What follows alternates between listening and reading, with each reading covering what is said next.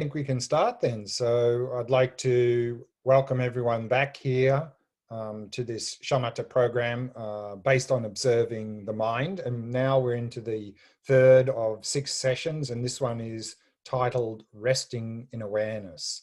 So let's have a look at what we'll be covering in this evening's session.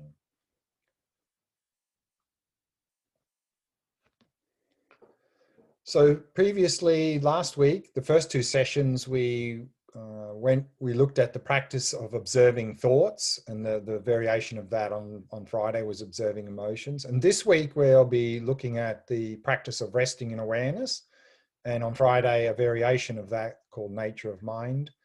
And then next week in the 2 sessions we'll be combining those 2 practices into a practice I call stillness in motion. And then the open awareness practice is then how we would bring that into daily life. So in the session this evening, we'll begin with meditation, and we'll continue the practice that we did last week, that is observing thoughts. Then following the meditation, we'll begin with a short review of some of the main points we've already covered. Then we'll introduce the topic of resting in awareness. Then we'll look at the actual practice of resting in awareness. We'll do the guided meditation. After the meditation, some tips for this practice. Following that, Q&A, question answer, and finishing as per normal with dedication. So the practice that we were doing last week was this observing thoughts. Remember here that the word thought is not just thinking, but includes all conceptual activity. So when we say observing thoughts, we're talking about observing all conceptual mental activity. So thinking, emotions, memories, mental images, and so forth. So in this shamatha practice, the object is the space of the mind and whatever mental events arise in that space.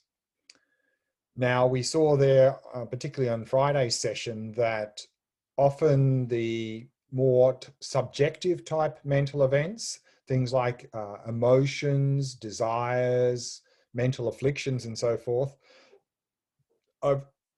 seem to get overlooked a little bit because they're very close to us and a little bit harder to see than the more objective mental events like thoughts and images and memories.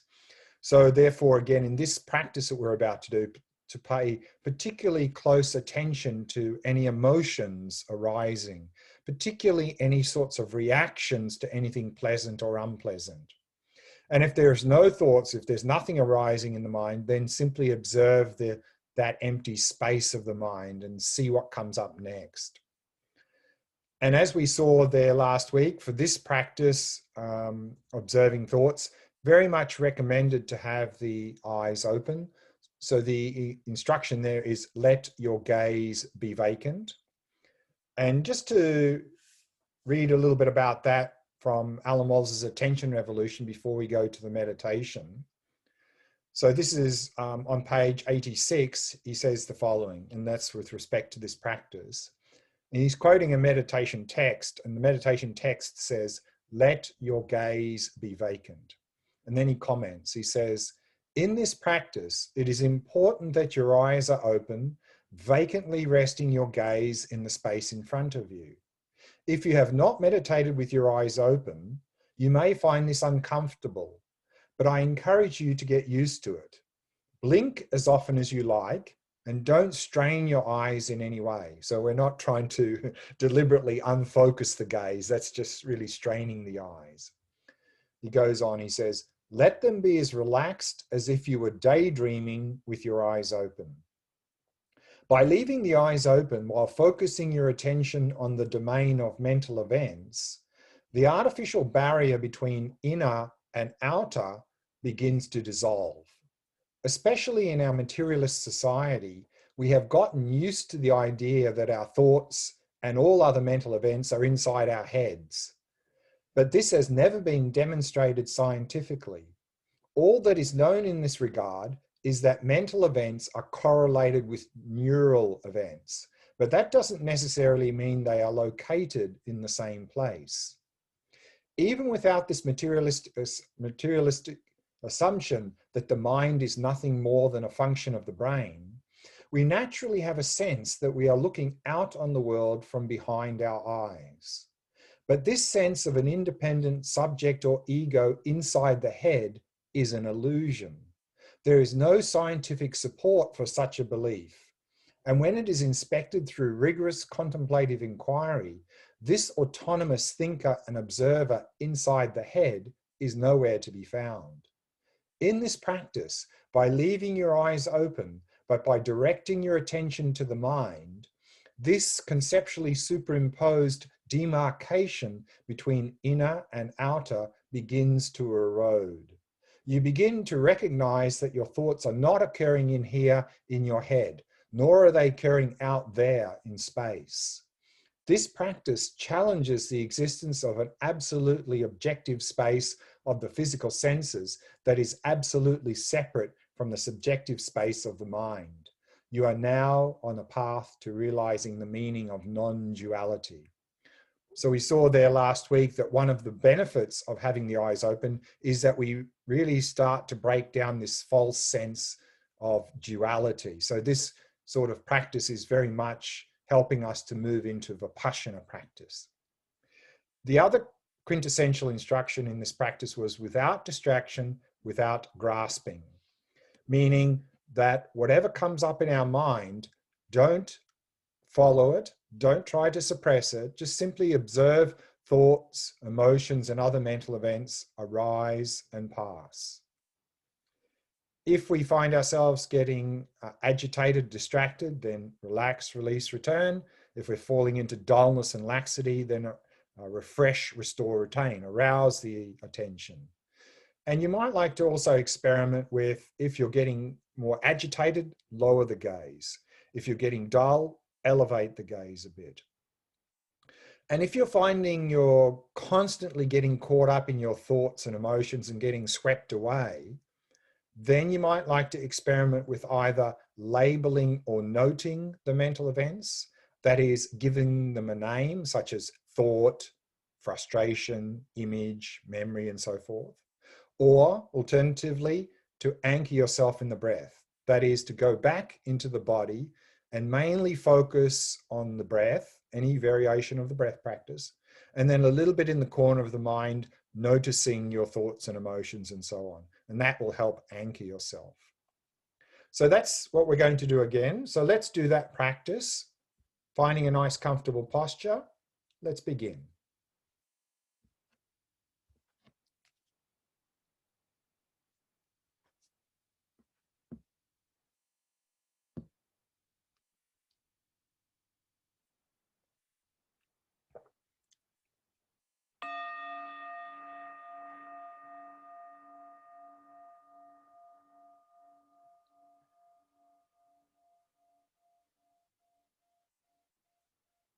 As an act of loving kindness for yourself, allow your awareness to descend into the body and simply become aware of sensations throughout the body.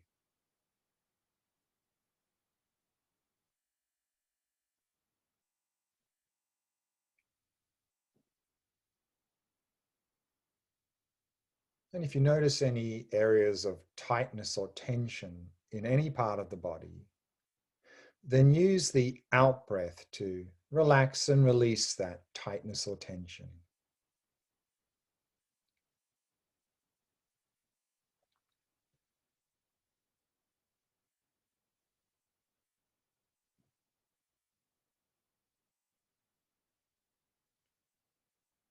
And softening and relaxing all the muscles in the face.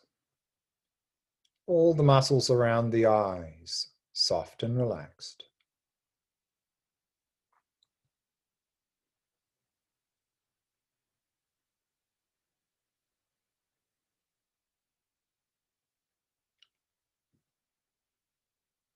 In this way, allowing the entire body to become completely relaxed, completely at ease.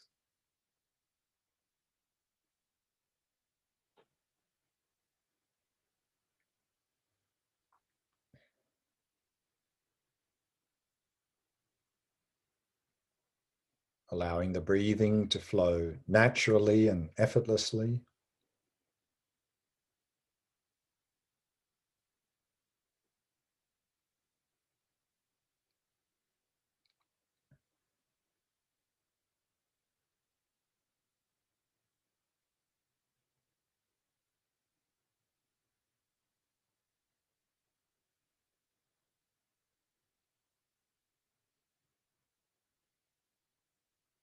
And setting the mind in a state of ease and relaxation.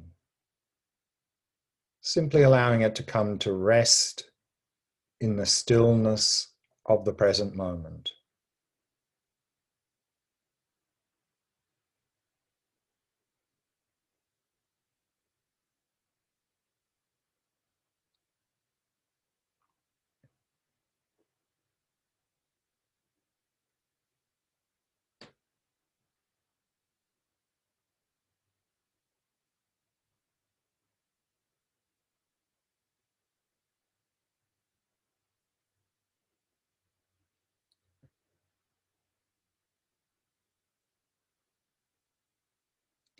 Allowing the eyes to be at least partially open, resting your gaze in the space in front of you, keeping the eyes soft and relaxed, and blink as often as you need. And now bring your attention to your own mind and observe your own mind and whatever is arising in the space of the mind. Simply observing thoughts, emotions, and other mental events as they arise and pass, without following thoughts, without trying to get rid of thoughts. Simply be like an impartial observer or witness.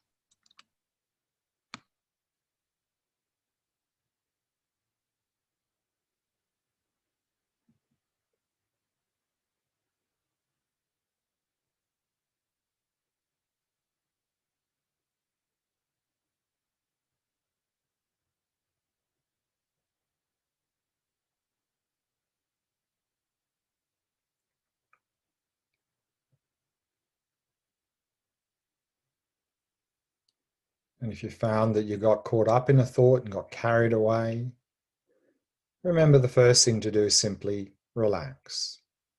Then release, grasping onto that thought, and very gently return to observing the mind.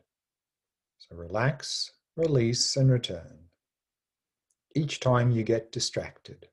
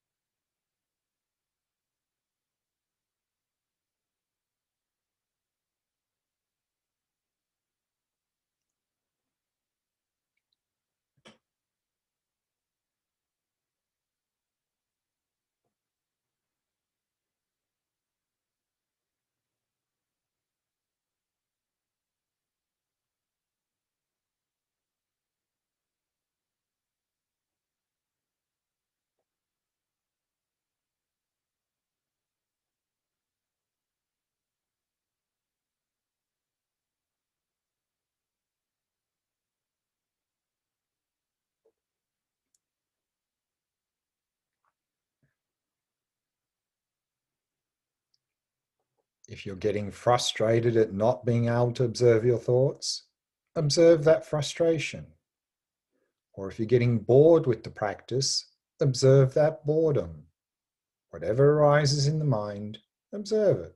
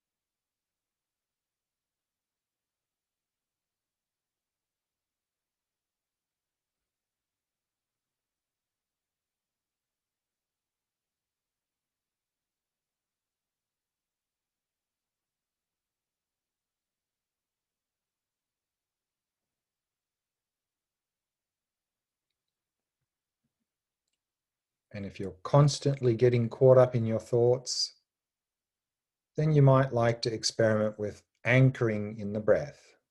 That is, go back into the body and focus on the breath. Have that as your main focus. And then just a little bit in the corner of the mind, notice what is coming up in the mind.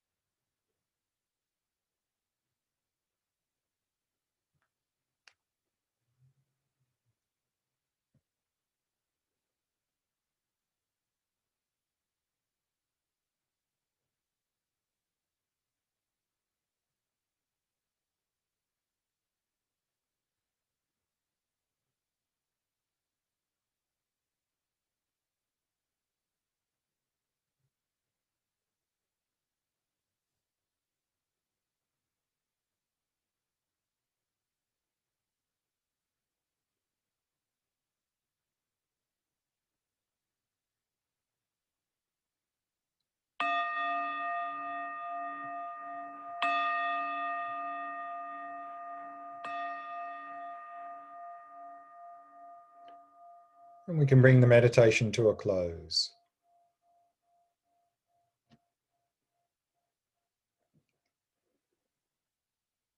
Let's begin with a short review. With this shamatha practice, it's very much recommended to use the object that works best for you. And then we have here a recommendation from Asanga, great Indian Buddhist master in the 4th century, who says, if involuntary thoughts particularly dominate your behavior, then focus the mind in the mindfulness of the exhalation and inhalation of the breath. I think that accounts for most of us in the modern world. We tend to be very much caught up in our conceptual thinking, to the point of having a lot of obsessive compulsive thinking. So therefore, for many of us, the best object to use is the breath. And that's what we looked at in the earlier program, those variations of the breath practice. But also, particularly in some of the schools of Tibetan Buddhism, very much emphasized using the mind and awareness as the object of shamatha practice. And using the mind as the object is what we did last week in the 2 sessions. And this session and Friday session will be looking at the resting in awareness practice. And then we'll be combining those 2 practices in the 2 sessions next week. And then we saw there are also other objects that I mentioned, particularly in Tibetan Buddhism, often recommended to use a mental image of a Buddha as the object. For its own reasons, it's very good preparation for Tantra practice. However, I think many of us find that very challenging. We tend not to be very good at visualizing, and it's quite a complex object. But again, the bottom line is to use the object that works best for you, and find the one that works best for you, and then stick with that. Don't keep changing the object. But we also saw that in his Attention Revolution, Alan Wallace also recommends another alternative, and that is to start with the breath for round about the first 4 stages on that 9-stage model to shamatha. So start with the breath until the mind becomes much more stable and clear, then shift to the practice that we did last week. He calls that settling the mind in its natural state. And then at the higher levels of shamatha, to move on to the practice that we're going to be doing now in this session, that is the resting in awareness. So I think this is also a very good strategy to adopt. And so last week we looked at the practice of observing thoughts, that is, observe the mind and whatever mental events arise in the mind. And we have the quote there from this great 19th century Dzogchen master, Dujung Lingpa. He says, some cannot calm their thoughts because the mind is so agitated. Such people should relax and let thoughts be as they are, continually observing them with mindfulness and introspection. So we saw there that this word thought here, in this context, is a more general term, including all, it means all conceptual activity. So we're observing all mental activity, conceptual activity as the object of this shamatha practice, simply observing them with mindfulness and introspection. In this practice, then, we're not trying to make the mind still. We're not trying to do anything with the thoughts. We're simply observing them. That's it. So let thoughts be. And in this practice, we saw that there were 3 aspects of what we're observing. There is the space of the mind itself, the space within which all mental events arise, abide, and dissolve back into. And this is the so-called background. And then the foreground is all the mental events that arise in that space. And mental events have sort of 2 flavors. There is the more objective type mental events, which tend to be quite discrete, things like thoughts, images, memories. And then there's the more subjective type of mental events, things like desires, emotions, mental afflictions, and so forth. And we saw there that many of us find this practice very challenging. Many people find this much more challenging than observing the breath, mainly for 2 reasons. Is that one is that the mind is a more subtle object. The breath is a physical, tangible object, a little bit easier to focus on. And secondly, the second reason many people find this much more challenging than focusing on the breath is that we don't have a habit of observing our thoughts and emotions and so forth. Our strong habit is, in fact, when a thought or an emotion comes up, we latch onto it, we follow, we get caught up in it. And if it's something unpleasant and we don't know how to deal with it, we try and suppress it.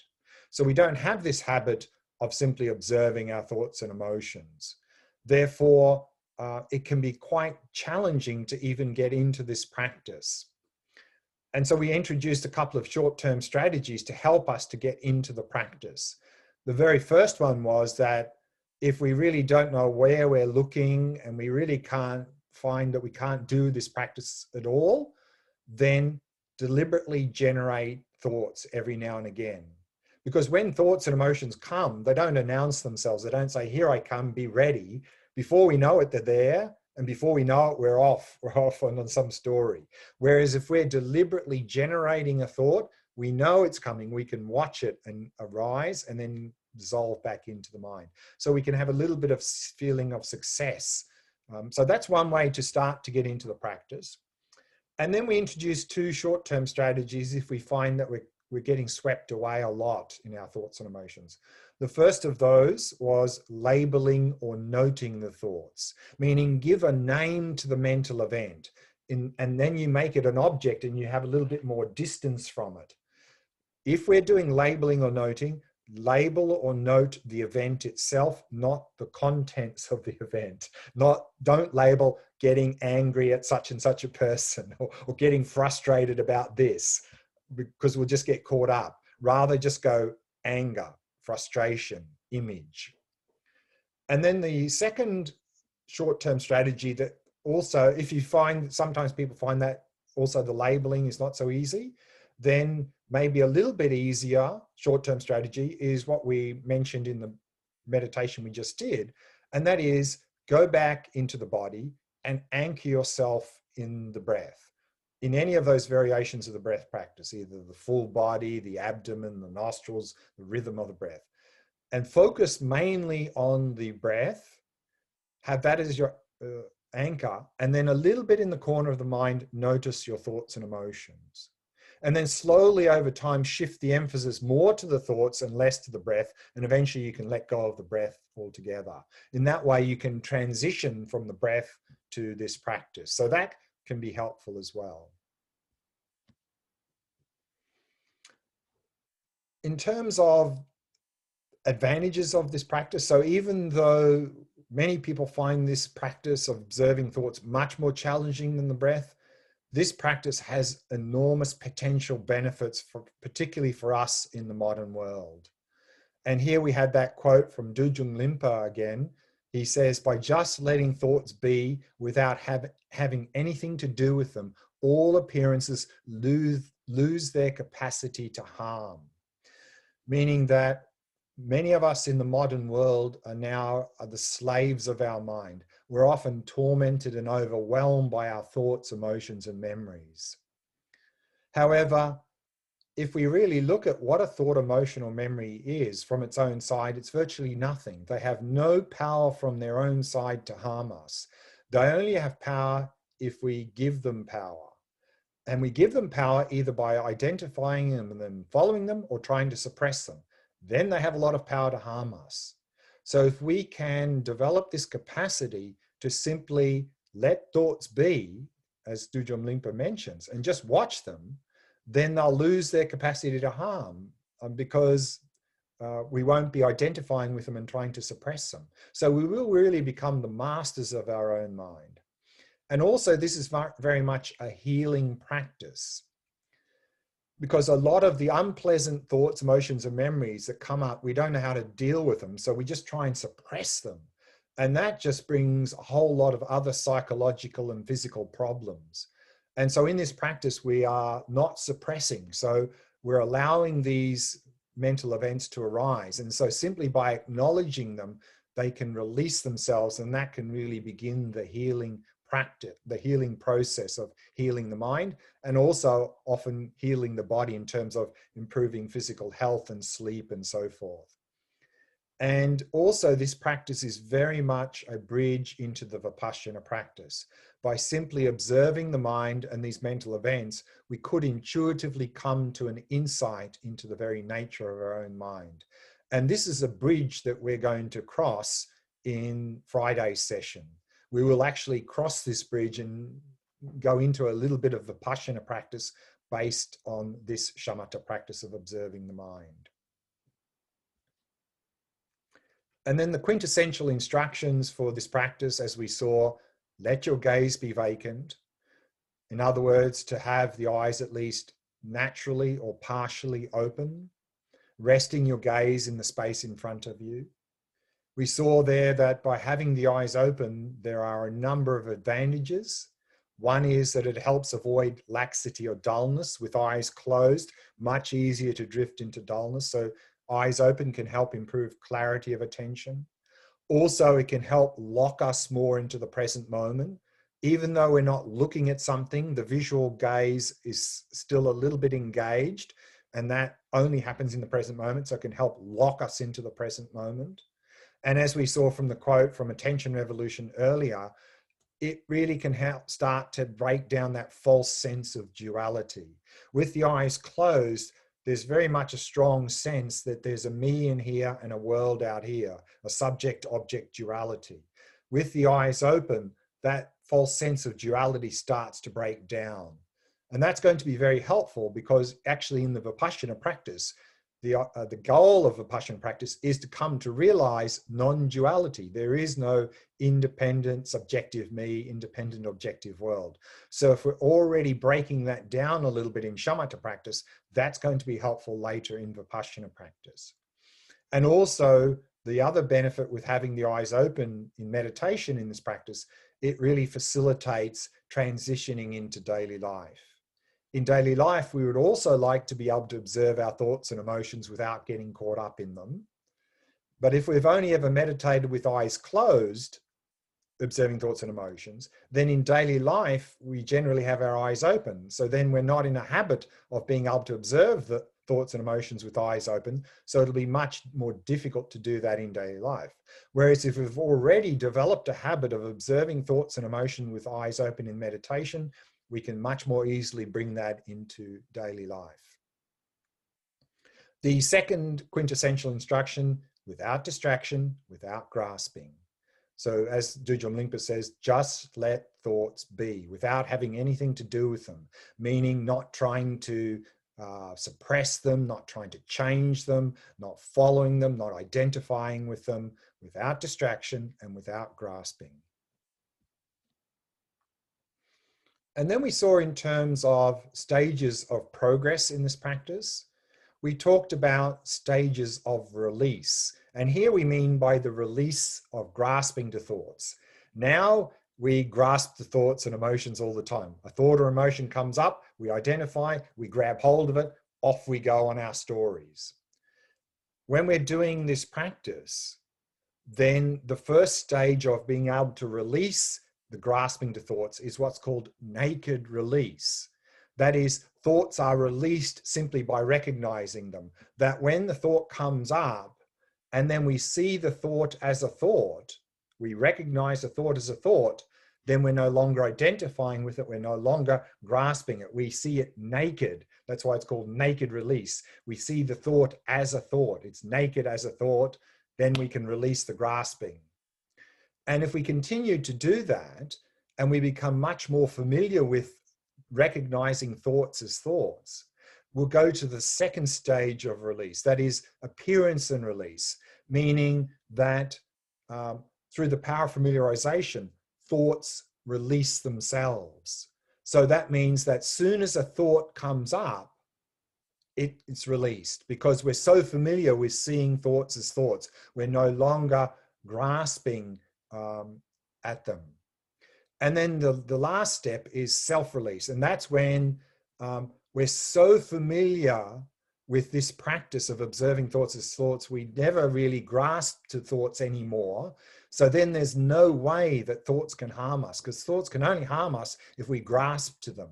And so the analogy is there like a thief who comes to an empty house is nothing to grab.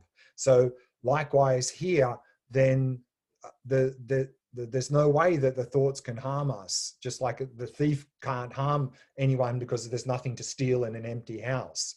So therefore, that's called self-release. We can also talk about stages of progress, a classic model here in terms of stages of progress in this shamatha practice to shamatha. We saw with the mindfulness of breathing, the classic model there is this 9-stage model that we looked at it in the earlier program. Here with this practice, the model that's used is often is a 4-stage model. That at the beginning stages of this practice, what we notice is a waterfall of thoughts crashing down on us, one after the other, non-stop. And if we keep watching those thoughts, not feeding them, then they'll slow down a little bit, meaning instead of a waterfall of thoughts crashing down on us, it will be more like a fast-flowing river of thoughts. And then if we keep watching those thoughts, the amount of mental activity will slow down a little bit more gap between thoughts, and then it'll be more like a slow-moving river of thoughts. And if we keep watching, the mental events will slow down even more, and eventually that slow-moving river of thoughts will empty into a still lake, that our mind will become completely still and quiet. So these are the 4 stages we go through in this shamatha practice.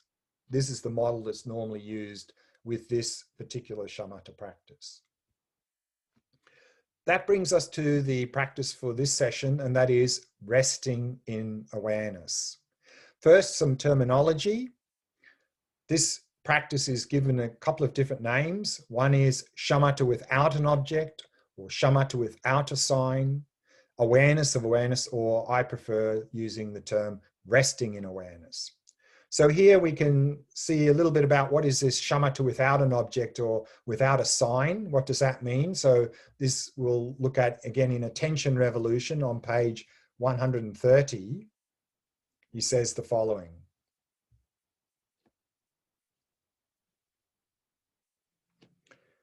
If you wish to continue in settling the mind in its natural state, so that's the previous practice, he says, this practice can take you all the way to the achievement of shamatha. But I shall now present an alternative practice that you may find an even more potent way to balance your attention to perfection. Padmasambhava calls this technique the cultivation of shamatha without a sign. Padmasambhava was the great 8th century Indian master who first brought Buddhism to Tibet, particularly this Dzogchen system of practice. In this context, so he calls it shamatha without a sign. In this context, the term sign refers to any object of attention that can be identified within a conceptual framework. The tactile sensations of the breath are a sign. So is the space of the mind and the mental events that arise within that space. In both those practices, the attention is directed to an object other than itself, and stability and clarity are cultivated in relation to that object. In the practice of shamatha without a sign, that's this practice here, the resting in awareness, the attention is not directed to anything. It rests in its own nature, simply being aware of its own presence. Nominally, you could say that awareness takes itself as its object, but experientially, this practice is more a matter of taking no object. You simply let your awareness rest without any referent in its own innate luminosity and cognizance. While Padmasambhava presents this as a method for achieving shamatha, it is also an effective method for illuminating the nature of awareness itself, meaning this practice also very much known as a bridge to Vipassana practice. So in these 3 shamatha practices that we've done, the earlier course, the mindfulness of breathing, now just observing thoughts, and now the resting in awareness, we're sort of doing this process of withdrawal. That in the mindfulness of breathing, we were withdrawing from the external world down into the body, into the breath. And we're explicitly aware of the breath, and at the same time, implicitly aware of being aware. And then observing the thoughts, we're then withdrawing further away from the body into the mind. And there we're explicitly aware of the mental events. And again, we're implicitly aware of being aware. And here in resting awareness, we're also withdrawing from mental events. And so now we are simply explicitly aware of being aware. We're making that explicit. So again, in the mindfulness of breathing, we're aware of the breath. In observing thoughts, we're aware of thoughts and emotions and so forth. In this practice, we're turning awareness in upon itself and simply knowing that we're aware. And so here from Attention Revolution, Alan Wallace says, here the practice is not so much one of developing attentional stability and vividness, as it is of discovering the stillness and luminosity inherent in awareness itself. And so this is a little bit of a shift between the earlier shamatha practices and this shamatha practice. This shamatha practice is more about being rather than doing. So it's more about discovering than cultivating. Now, many people find this practice challenging, not because it's complicated, but actually because it's too simple. Because this practice basically involves doing nothing. We don't know how to do nothing. We always want to do something. So when this practice is explained, then sometimes people ask, yeah, but what am I supposed to do? Doing is the problem. Stop doing and just be. So this practice is more about being, just simply knowing that we're aware, resting in awareness itself. Now, what are some of the advantages of this practice? Is that if we can move from this doing mode into being mode, is just being present, knowing we're aware, we're going to be able to let go of obsessive compulsive thinking, because now many of us in the modern world, it's just non-stop, blah, blah, blah, blah. Our mind is always, to put it, using an analogy, our mind is always in gear, blah, blah, blah, blah, blah. So by resting in awareness, we're effectively putting the mind in neutral gear. So there may be things going on, but we're not caught up in a lot of obsessive compulsive thinking because we're in resting mode. And then also another great advantage with this practice of resting in awareness is that we can really establish a new default mode in daily life of resting in that stillness of awareness. Now our default mode in daily life is blah, blah, blah, blah, blah, nonstop all day long. It's very tiring and it overwhelms us. And so our mind in daily life tends to be very tight and constricted. And then some little stimulus comes and we react very easily. So our mind is a little bit like the water in this cup now. And if we drop a little pebble into this cup of water, then the surface of the water is completely disturbed. Similarly, because our mind is very tight and constricted now, some little stimulus comes in daily life and we react and get overwhelmed and very reactionary. If we do this practice, instead of having this very tight, constricted mind, resting in awareness, we'll notice that awareness is open, spacious, and still. And so by resting in awareness, we'll simply be able to rest in that open, spacious stillness. And we can bring that into daily life. Then instead of our mind being tight and constricted and reactionary, we can be in open, spacious stillness. That would be like the analogy of having a still lake. We drop that same little pebble in the still lake, there's hardly a ripple. Similarly, if we're resting in that open, spacious stillness in daily life and some stimulus comes, we won't get unbalanced, we won't react, we'll be able to deal with it much more effectively. So enormous benefit for daily life, this practice. And also, this is very much a bridge into Vipassana practice, even more so than observing thoughts. That simply by resting in awareness, we can really come to intuitively have an insight into the nature of our mind. And that's something we're going to explore a little bit more in Friday's session.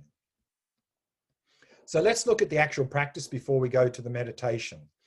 And the instructions for this practice come from Padmasambhava, the great Indian master from the 8th century who brought Buddhism to Tibet, particularly this Dzogchen system of practice. And that's a nature of mind practice. And so in that practice, the shamatha practice is very much emphasized using the mind or awareness. And so here the instructions are the following. He says, while steadily gazing into the space in front of you. So like the previous practice, very much recommended to have the eyes open, resting your gaze in the space in front of you, without meditating on anything. So we're not without meditating on anything means we're not focusing on any object, meaning we're not paying attention to any appearances, mental or sensory. We're not trying to block appearances. We're not trying to block thoughts or block sounds or sensation. Let them be there. They can be there, but we're not interested in them. The only thing we're interested in is knowing we're aware. So we're not meditating on any object. We're not focusing on any object. He says, steadily concentrate your consciousness, meaning to simply pay attention in just know that you're aware. Steadily concentrate your consciousness, simply knowing that you're aware without wavering. Without wavering means don't allow yourself to get caught up in all sorts of distractions. And then he says, cast your gaze downwards, gently release your mind, and without having anything on which to meditate, gently release both your body and mind into their natural state. So what he's saying here is that if we find that we have any agitation or tension or get caught up in some sort of distraction, then lower the gaze, release the mind, release all appearances, and relax completely. He goes on to say, having nothing on which to meditate and without any modification or adulteration, place your attention simply without wavering in its own natural state, its natural lucidity, its own character, just as it is. Remain in clarity and rest the mind so that it is loose and free. So loose and free, like all shamatha practices, the basis is relaxation. For the breath practice, observing the mind, particularly for this practice here, even more so for resting in awareness. Because if we don't have a completely relaxed body and mind, we have any tension, that will kick us into doing mode and we'll start to get conceptualized and get caught up in appearances. So really, really establishing a complete basis in relaxation. In this practice, the harder we try, the more difficult the practice becomes. So just rest, rest, rest. Oh, one thing I forgot on that slide there. With this practice, if you prefer, you can breathe through your mouth. Sometimes people with this practice in particular find a little bit of resistance breathing through the nose. So if you prefer, you can breathe through the mouth. You don't have to breathe through the nose for this practice, so as you like.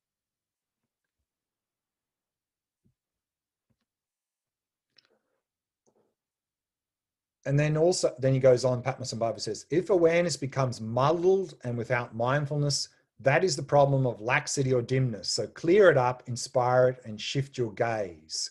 Meaning if your mind is sinking into dullness, sharpen your attention and elevate your gaze.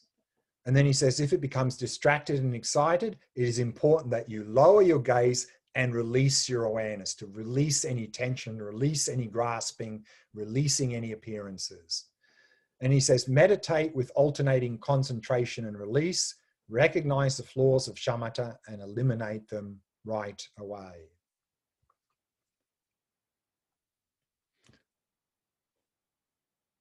Also in this practice, if you find that you're completely lost in this practice, then you can, like the previous practice, go back and anchor yourself in the rhythm of the breath. Maybe you'll get completely caught up in appearances or just completely lost, spaced out.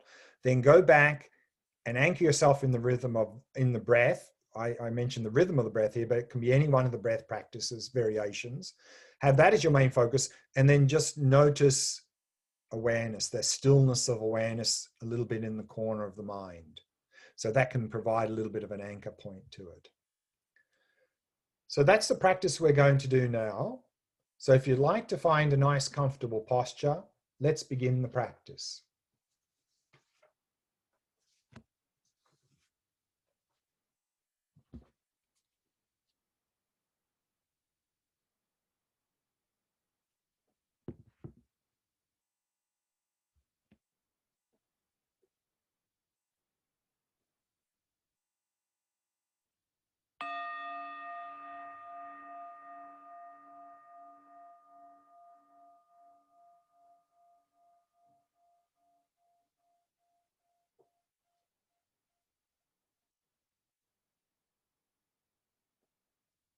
Setting the body into a state of relaxation, stillness, and vigilance.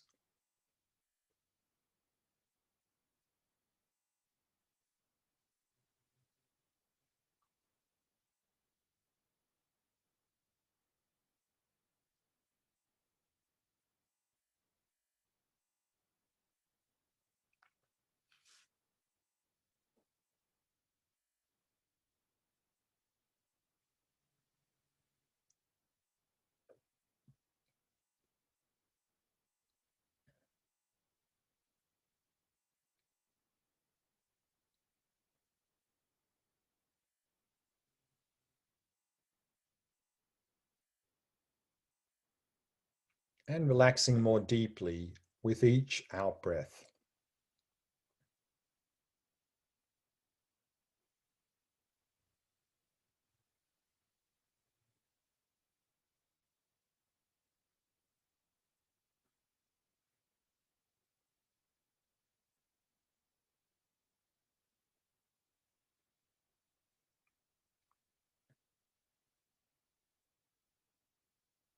And with each out breath, letting go of any thoughts that may have arisen, happily releasing them.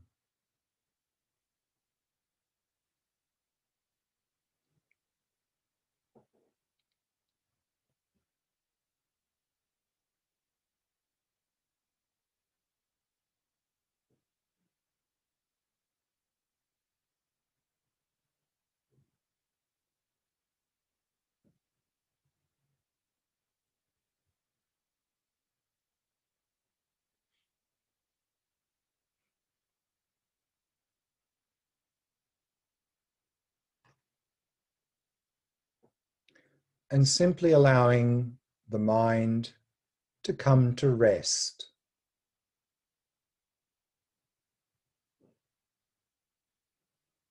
Not doing anything at all. Simply being present. Knowing that you're aware.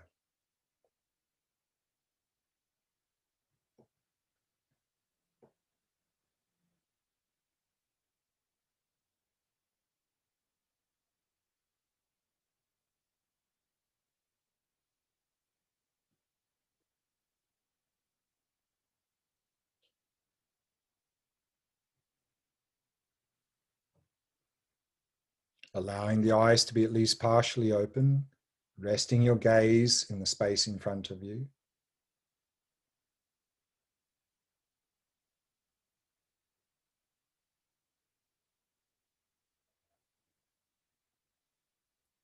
And simply releasing all appearances.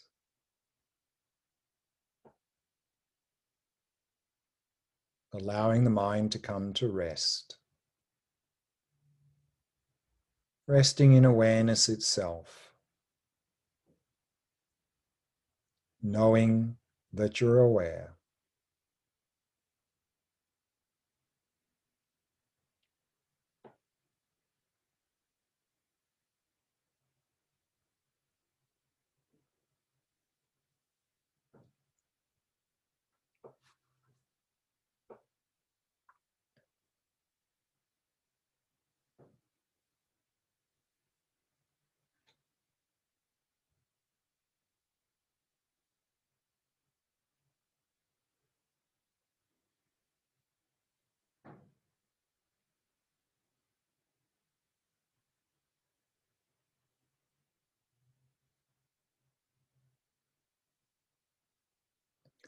All sorts of appearances will continue to arise.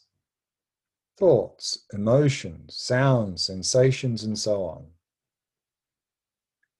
But now pay no attention to any appearance. We're not trying to block appearances. Let them be there. They can be there. We're simply not interested in them.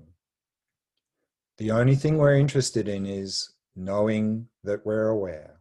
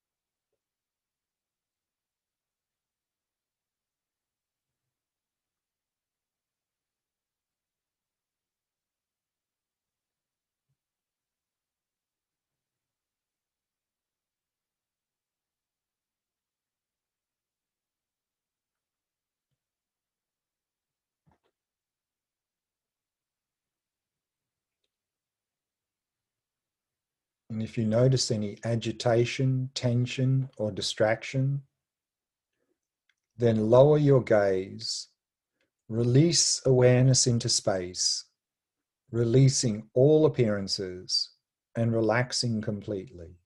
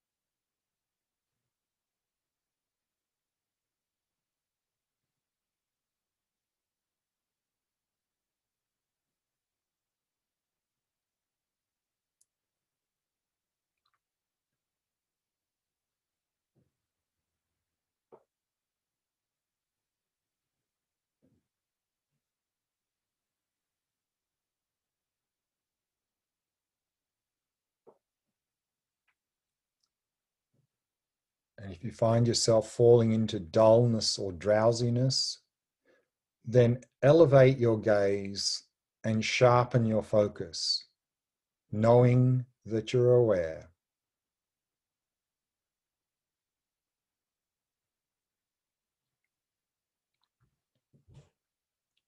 and simply rest in that open, spacious stillness of awareness.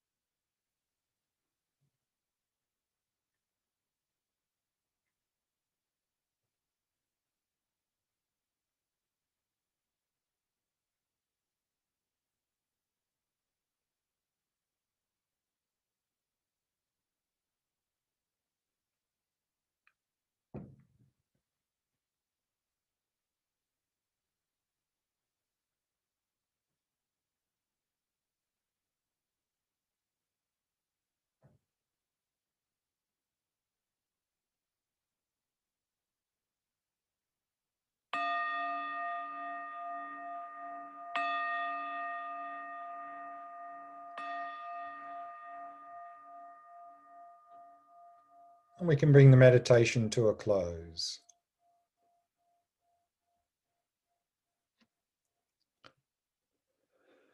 A few tips for the practice before we go to the question answer.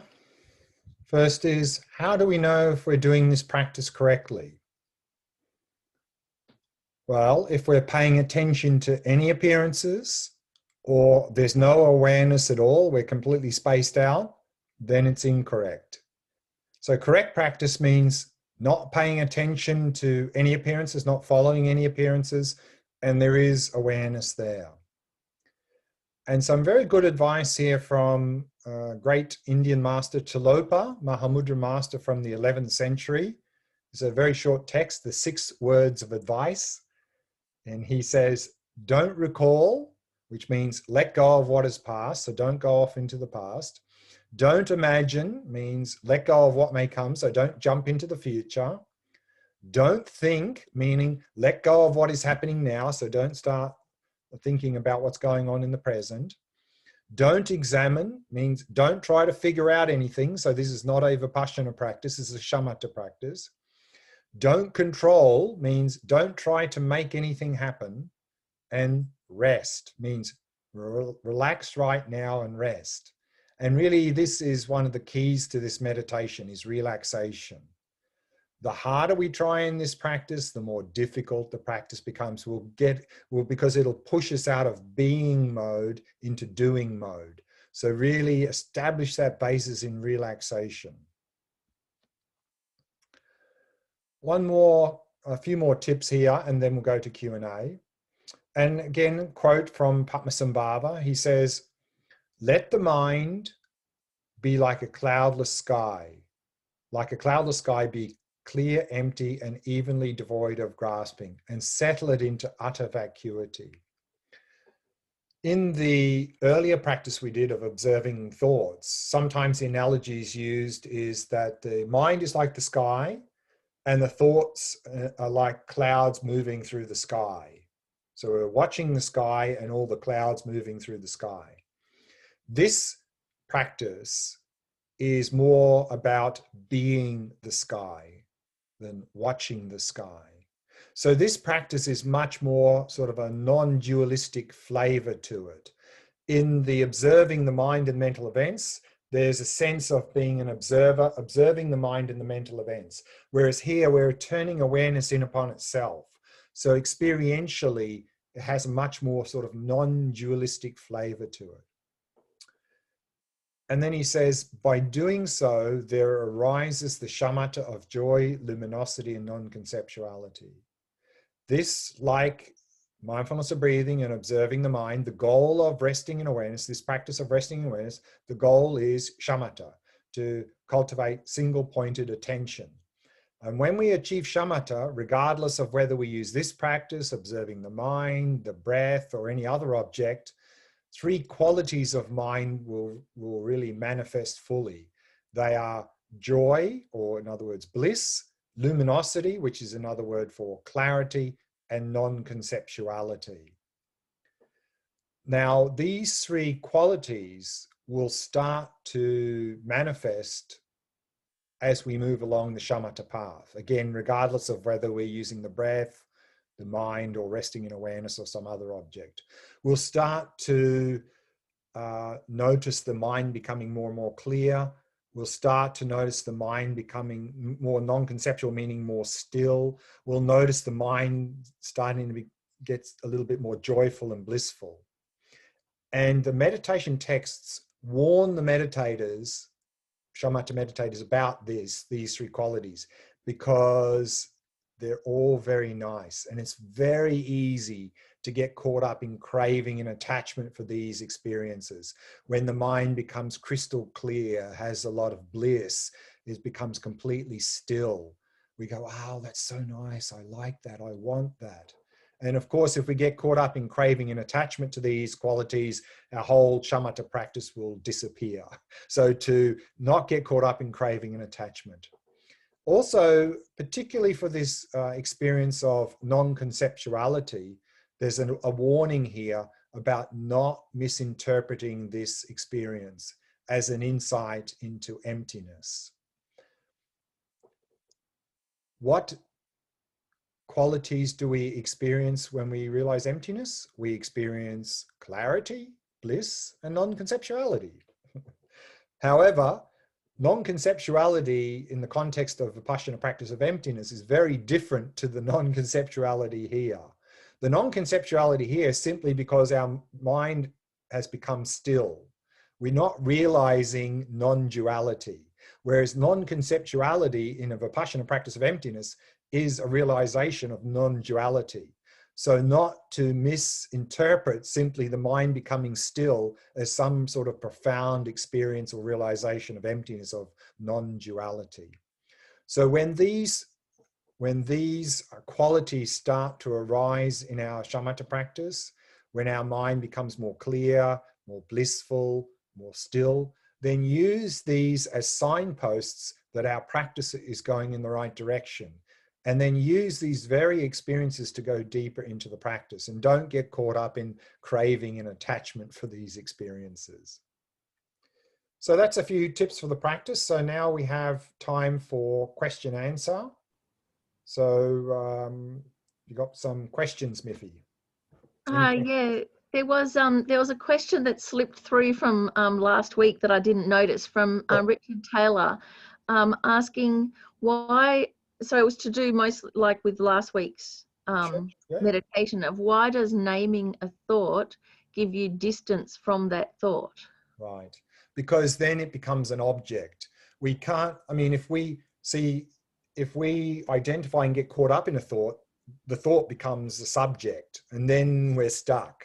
Whereas if we give it a name, a label, then it stays as an object. It doesn't become the subject.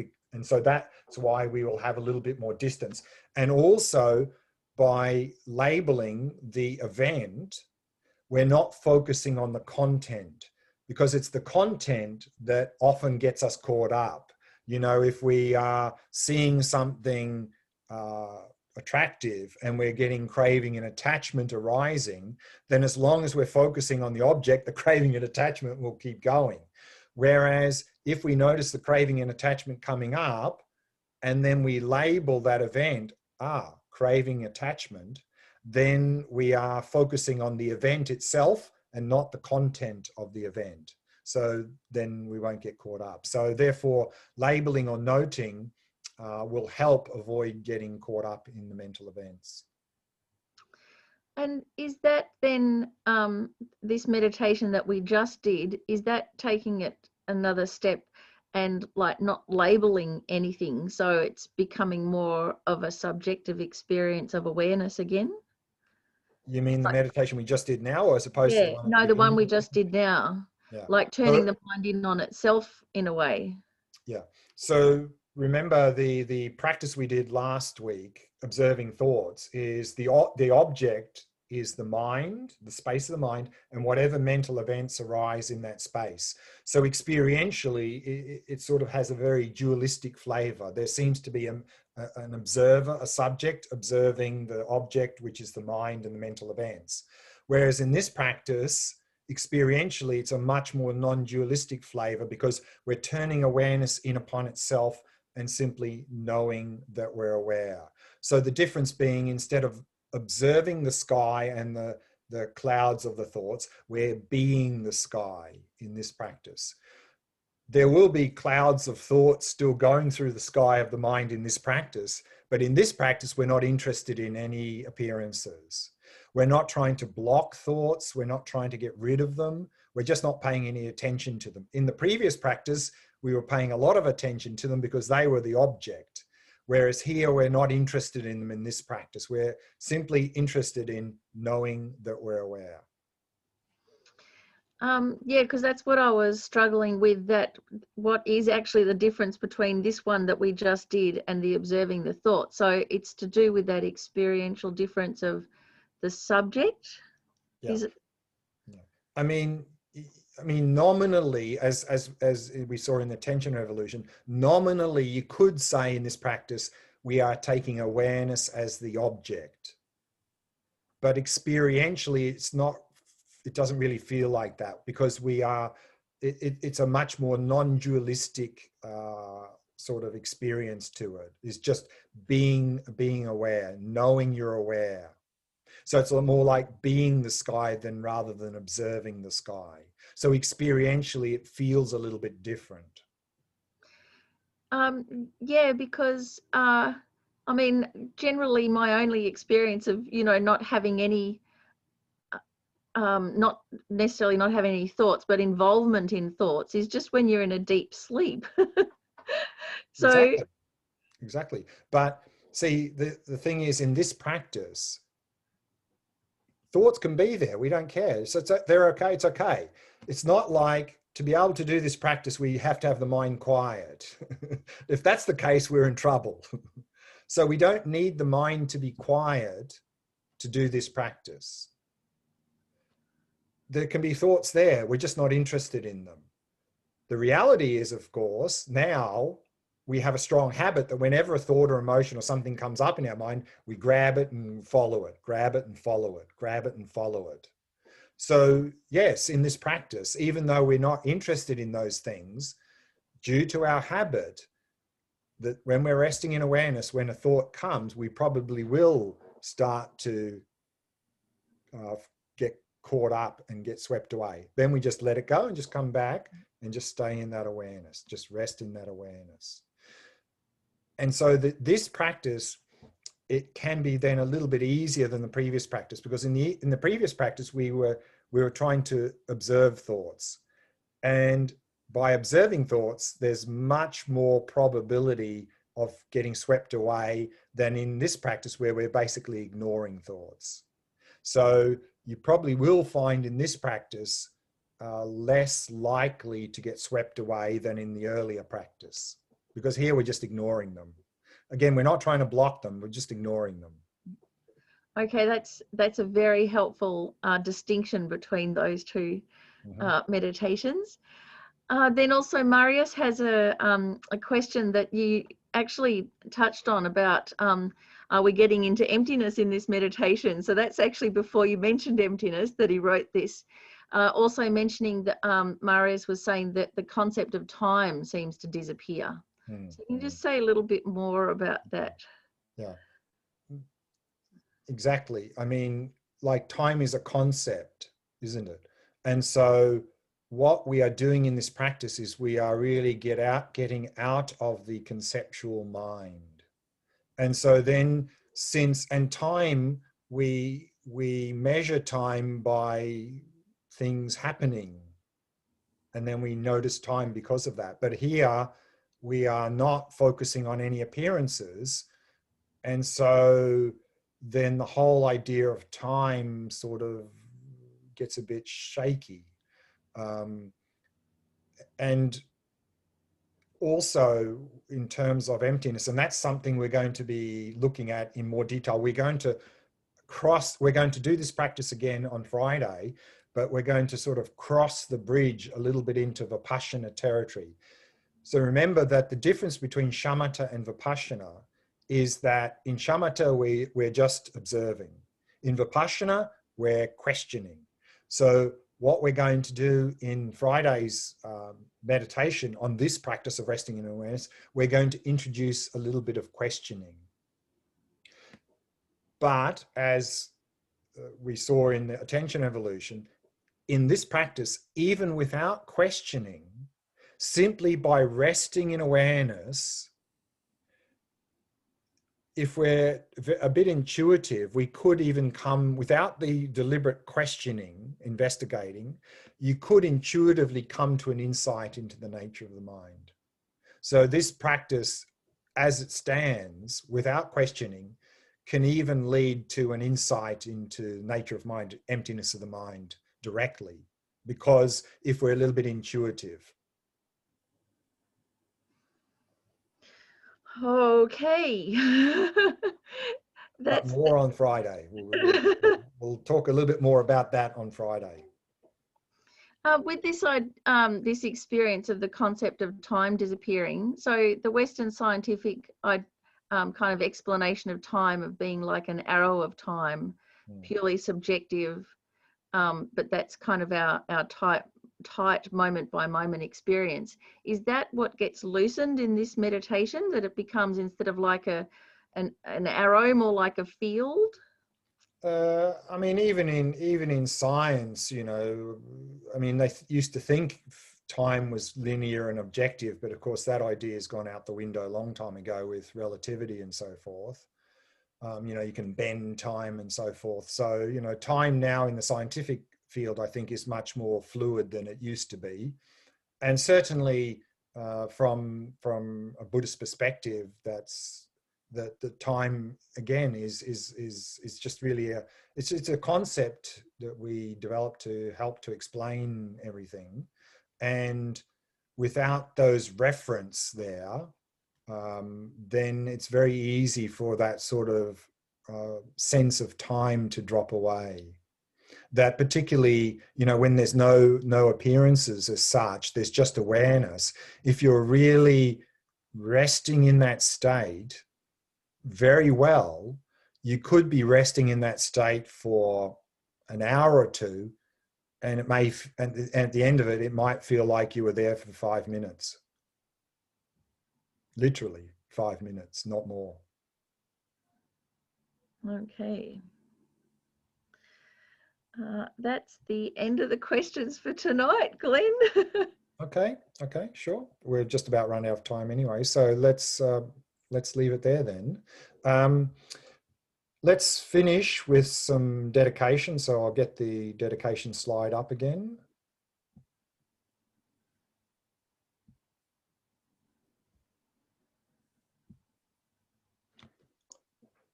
Let's finish by dedicating all the efforts that we gathered together here this evening through doing this session. And we'll use as a basis for the dedication again, the Shantideva prayer. May all beings everywhere, plagued by sufferings of body and mind, obtain an ocean of happiness and joy by virtue of my merits. May no living creature suffer, commit evil, or ever fall ill.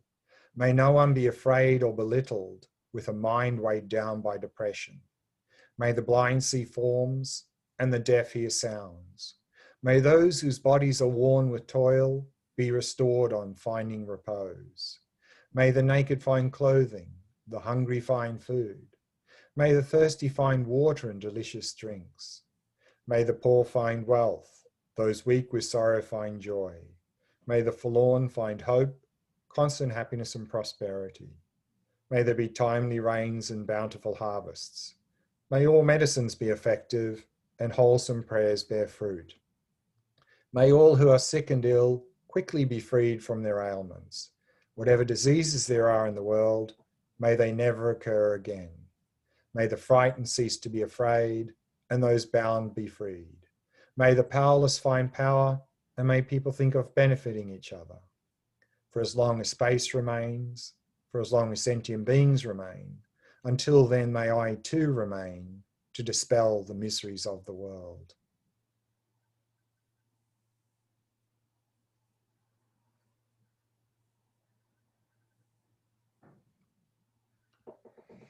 Thank you. So next session, Friday, same time, we'll continue with this resting in awareness practice. But as I mentioned earlier, we'll try and jump that bridge into Vipassana territory a little bit and do a little bit of, see if we can get a bit of a taste of the nature of the mind.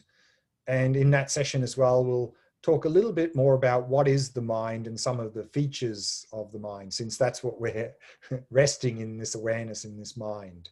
And so that's the topic for Friday. So hope to see you all back on Friday evening. So